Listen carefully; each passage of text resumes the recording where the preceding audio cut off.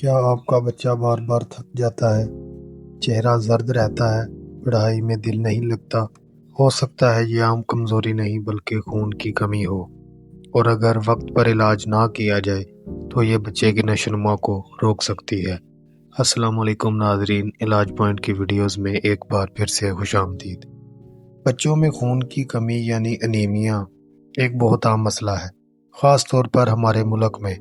اس کا مطلب یہ ہے کہ بچے کے جسم میں سرخ خون کے خلیے کم ہو جاتے ہیں یا ان میں آکسیجن لے جانے کی طاقت کم ہو جاتی ہے۔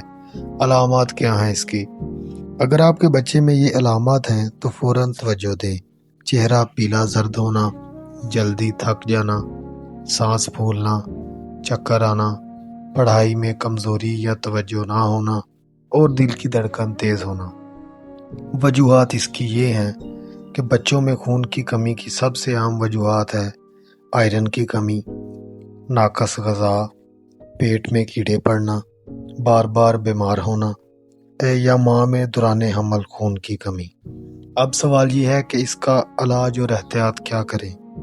گھبرانے کی ضرورت نہیں، اس کا علاج ممکن ہے۔ بچے کی خوراک میں شامل کریں پالک، میتھی، سیب، انار، کھجور، گوشت اور انڈے۔ وٹامن سی والی چیزیں بھی دیں جیسے مالٹا تاکہ آئرن بہتر جذب ہو۔ ڈاکٹر کے مشورے سے آئرن سپلیمنٹ دیں۔ صفائی کا خاص خیال رکھیں تاکہ کیڑوں سے بچاؤ ہو سکے۔ اگر خون کی کمی زیادہ ہو جائے تو یہ بچے کی ذہنی اور جسمانی نشوونما کو متاثر کر سکتی ہے، اس لیے اسے معمولی کمزوری سمجھ کر نظر انداز نہ کریں۔ اس طرح کی مزید ویڈیوز دیکھنے کے لیے چینل کو فالو کریں۔ شکریہ۔